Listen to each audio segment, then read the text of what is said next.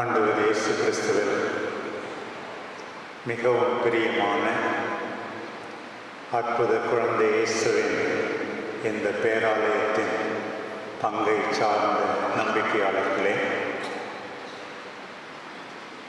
சேலம் மறை மாவட்டத்தின் அனைத்து நம்பிக்கையாளர்களே,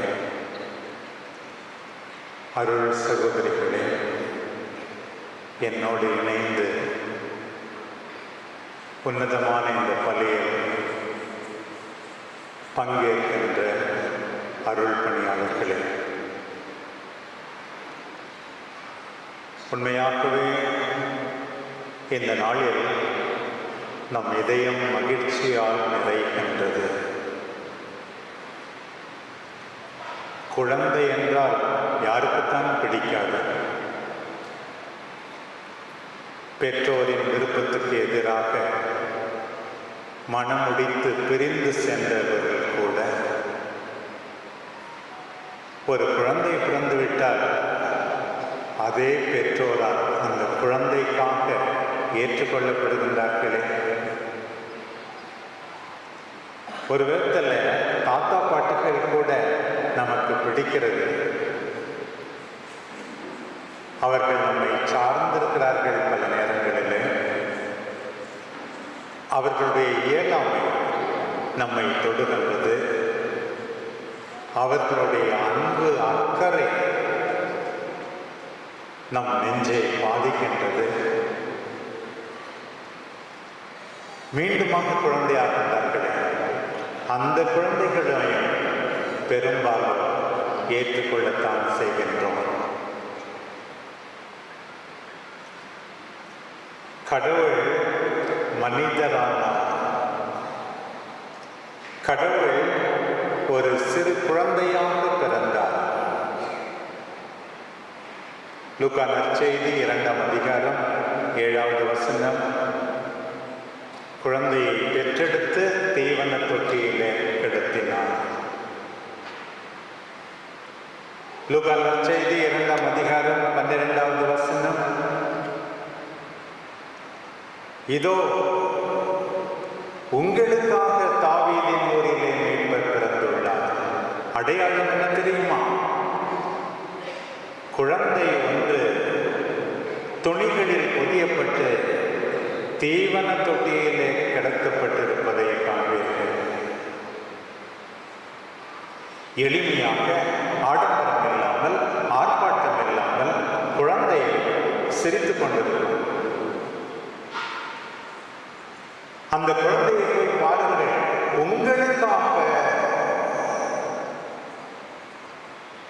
பிரியமானவர்களே, நம்முடைய வாழ்க்கையின் முக்கியமான நேரங்களில் எல்லாம், அதிலும் கூட துயரமான நேரங்களில் எல்லாம் சில பேர் நமக்கு சொல்லுவார்கள், பயப்படாதீங்க பிஷப், அஞ்சாதீர்கள்,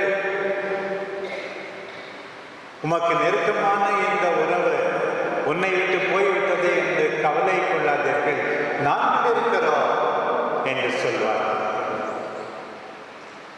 அண்மையிலே நோய்வாய்ப்பட்டபோது கூட எத்தனை உறவுகள், எத்தனை அன்புள்ளங்கள், பயப்படாதீங்க, தைரியமாயிருங்க என்று சொல்வார். நான் இருக்கிறேன், நான் பார்த்துக் கொள்வேன். எல்லாற்றை விட மிகப்பெரிய உற்சாகம் என்ன தெரியுமா? ஆண்டவர் இருக்கிறார், அவர் கைவிட மாட்டார். நிச்சயமாக ஆண்டவர் விட்டுவிட மாட்டார். அவர் சாதிக்க நினைத்ததை சிறு துரும்பை வைத்து கூட சாதிப்பார். உங்களை வைத்து சாதிப்பார், உங்களை கைவிட மாட்டார் என்று கொடுக்கின்ற உற்சாகம் இருக்கிறது. பிரேமனே, நாம் எல்லாரும் ஆண்டவருக்கு நன்றி கூற வேண்டும். ஆண்டவர் நம்மை பயன்படுத்துவார். ஆண்டவர் நம் வழியாக நல்லது செய்வார். ஆண்டவர் நம்மை ஆசீர்வதிப்பார், நம்மை ஆசீர்வாதமாக்குவார். அதுல எந்த விதமான சந்தேகமே கிடையாது. பாருங்கள், அன்றைக்கு இஸ்ராயேல் மக்கள் பயந்து போயிருந்தார்கள். பகைவர்கள் படையெடுத்து வருகிறார்கள். ஆகாச அரசன் மிகவும் துடித்து போய்விட்டார். இறைவாக்கினர் ஏசாயா வழியாக ஆண்டவர் அவனுக்கு செய்தி சொல்லுகிறார். ஏதாவது ஒரு அடையாளம் கேட்க மாட்டேன் என்று அவன் மேம்போக்காக சொல்லுகிறார். ஆண்டவர் சொல்லுகிறார், இளம் பெண் கன்னி கருத்தாங்கி ஒரு மகனை பெறுவார், அவர் இம்மானுவேல் எனப்படுவார். இம்மானுவேல் என்றால் ஆண்டவர் உம்மோடு என்றார். கடவுள் உன்னை கைவிட்டு விட மாட்டார், கலங்காதீர்கள், நான் தேர்ந்து கொண்ட மக்கள் அல்லவா, பார்வோனின் அடிமைத்தனத்திலிருந்து நான் மீட்ட மக்கள் அல்லவா, அற்புதங்கள் பல செய்து நான் வழிநடத்திய மக்கள் அல்லவா, உங்களை முழுவதுமாக நான் மறந்துவிட வேண்டாம், கைவிட்டு விடுவேன். இதோ உங்களுக்கு ஒரு குழந்தை தரப்படும். உடனடியாக அது எசேக்கியாவாக இருக்கல, ஆனால் காலப்போக்கில் என்னாலும் நம்மோடு இருக்கிற அன்பு தெய்வமே மகனாக இருக்கிறார். அவர்தான் ஆண்டவர் இயேசு. நம் அன்பு தாய் அன்னை கன்னிமரியா இந்த நிகழ்ச்சிகளை எல்லாம் விவிலியத்திலே வாசித்திருந்திருப்பார். உனக்கும் பெண்ணுக்கும் உன் வித்துக்கும் அவள் வித்துக்கும் வகையை உண்டாக்குவாய், நீ அவளுடைய குதிகாலை நசுக்குவாய், தீண்ட முயற்சி எடுப்பாய், அவளின் தலையை நசுக்குவாய். வெற்றி உண்டு. யார் இந்த பெண்ணாக இருக்கும்? தாய் நினைத்திருந்திருப்பார். கன்னி கருத்தாங்கே ஒரு மகனை பெற்றெடுப்பார் என்று எசேயா உரைத்த பகுதிகளை தாய் வாசித்திருந்திருப்பார். யார் அந்த தாயாக இருந்திருப்பார் என்றெல்லாம் நினைத்திருப்பார்.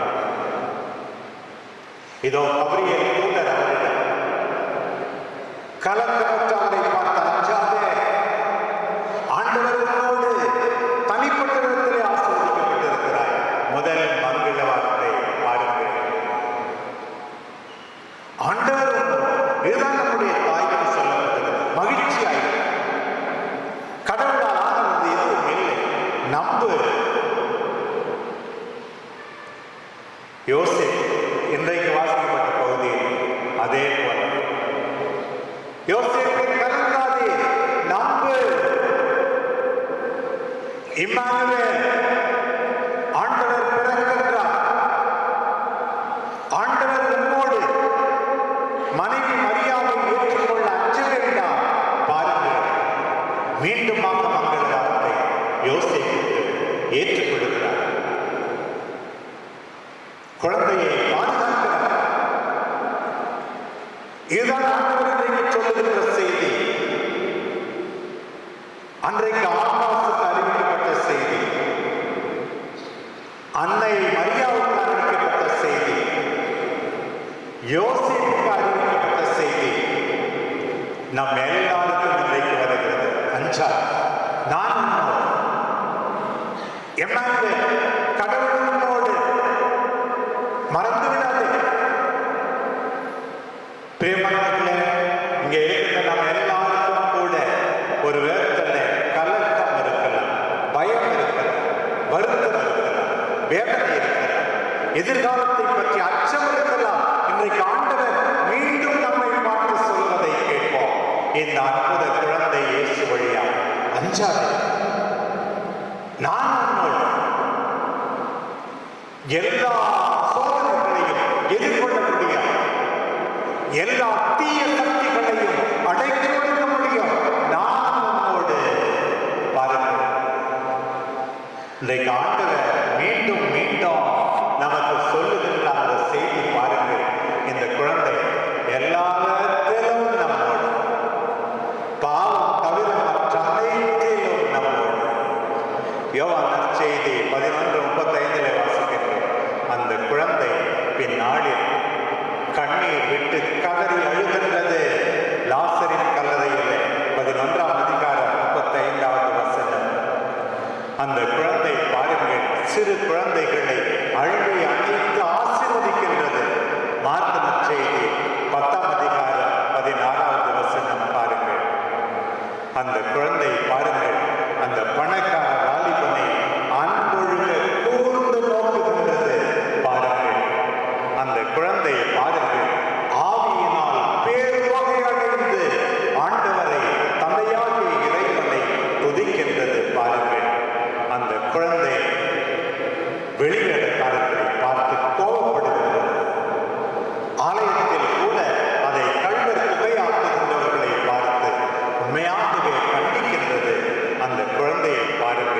பிரியமானவர்களே, ஜெத்சமனி தோட்டத்தில் அந்த குழந்தை கண்ணீர் விட்டு கதறி அழுகிறது. தந்தையே, கூடுமானால் இந்த துன்ப கலம் என்னை விட்டு அகலட்டும் என்று சொல்லுகிறது. அந்த குழந்தை சிலுவையிலே தூங்குகின்ற போது, என் கடவுளே, என் கடவுளே, ஏன் என்னை கைவிட்டு என்று கூக்குரல் எடுக்கின்றது, புலம்புகின்றது. எல்லாவற்றிலும் நம்மோடு மகிழ்ச்சி, துயரத்தில், கண்ணீரில், கோபத்தில், புலம்பலில், எல்லாவற்றிலும் நம்மோடு ஒன்றாயிருக்கிறது. இந்த இயேசு குழந்தை வளர்கின்ற போது நம்மோடு இருக்கிறார். பிரியமானவர்களே, ஆண்டவர் நம்மோடு எல்லாவற்றிலும் நம்மோடு இருப்பது மட்டுமல்ல, நமக்காக அந்த குழந்தை. அதுதான் இன்றைக்கு ஆண்டவர் சொல்லுகின்ற இரண்டாவது செய்தி. அந்த குழந்தை நமக்காக இருக்கிறது என்பதை எப்படியெல்லாம் காட்டுகிறது பாருங்கள். உதாரணமாக மத்தேயு நற்செய்தி 9ஆம் அதிகாரம் 35 முதல் நாம் வாசிக்கின்ற போது, நற்செய்தி அறிவிக்கின்றார், நோயாளிகளை குணப்படுத்துகின்றார், பரிவு கொள்கின்றார். மீண்டும் மீண்டும் அந்த குழந்தை பரிவு கொண்டு மக்களுக்கு நல்லது செய்கிறது. எல்லா ஆடுகளைப் போல இருக்கிறார்களே என்று சொல்லி அவர்கள் மீது இரக்கம் கொள்கின்றது அந்த குழந்தை, இயேசு குழந்தை. பாருங்கள், விலையுயர்ந்த நறுமண தைலத்தை மரியா அவருக்காக செலவழிக்கின்றார். யூதாஸ் கண்டிக்கின்றார். ஆண்டவர், நான் சார்பாக இருக்கிறேன், எப்படி உன்னை திட்ட முடியும்? என் சாவை முன்னிட்டு அன்பை வெளிப்படுத்த இவர் செய்தார், திட்டாதே அவர் என்று யூதாசை ஆண்டவர் கடிந்து கொள்கிறார். சீடர்கள் நற்செய்தி அறிவித்து பேய்களை ஓட்டிவிட்டு திரும்பி வருகிறார்கள். உண்பதற்கு கூட நேரம் வரவில்லை. நீங்கள் தனியே வந்து என்னோடு சற்றே இழைப்பார், அந்த குழந்தையினுடைய மென்மையை பார், கனிவை பார். சீடர்களோடு இல்லை, சீடர்களுக்காக பரிந்து பேசுகிற ஒரு அன்பு தெய்வம். இந்த மக்கள் 3 நாட்கள் என்னோடு இருக்கிறார்களே, இவர்களை எப்படி அனுப்பிவிட்டால் வழியிலே சோர்ந்து விடுவார்களே, இவர்களுக்கு ஏதாவது உண்மை கொடுக்க வேண்டும். இந்த குழந்தையின் பதிவை பார், இரக்கத்தை பார், அப்பங்களை வலிக்கச் செய்வதை பார்.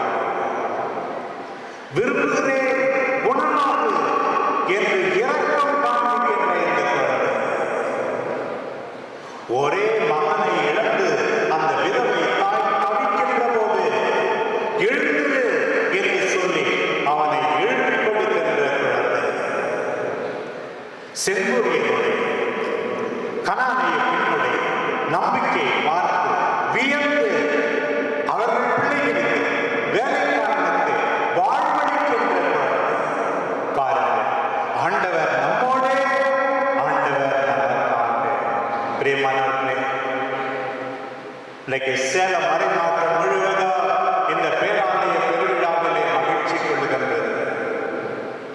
நமக்காக குழந்தை, நம்மோடு குழந்தை. நாம் எல்லாரும் செய்ய வேண்டியது என்ன? நாம் நம் உறவுகளோடு இருக்க வேண்டும். உதவி தேவைப்படும் போது ஓடிவிடக்கூடாது. அதுதானே? கூட இருந்தால் மட்டும் போதாது, நல்லது செய்ய வேண்டும். சில பேர் கூட இருந்தாலே பிரச்சனை தான், இன்னும் கொஞ்சம் நம்முடைய துன்பத்தை அதிகமாக்குவார். பிரச்சனை இல்லாமல் இருக்குமாறு செய்ய வேண்டும். 20 ஆண்டுகளுக்கு முன் நான் பாம்பன் விளையில அருள் சகோதரிகளுக்கு தியானம் கொடுக்கும் போது பார்த்த காட்சி இன்னும் என் கண் முன்னே இருக்கிறது. பாருங்கள், 90 வயது சிஸ்டர், 85 வயது சிஸ்டருக்கு அழகா அந்த முக்காடெல்லாம் போட்டு விட்டாங்க. வாயில மாத்திரை போட்டு தண்ணி ஊற்றுனாங்க. அந்த 90 வயது சகோதரி 85 வயது சகோதரிக்கு நல்லது செய்ய உடனிருந்தார்கள். அந்த காட்சி என் நெஞ்சை விட்டு அகலவே. இன்றைக்கும் கூட பாக்தாத் ஈராக்கின் தலைநகரத்தில் நம்முடைய அன்னை தெரேசா சகோதரிகள் ஆதரவற்ற குழந்தைகளை பராமரித்துக் கொண்டிருக்கிறார்கள்.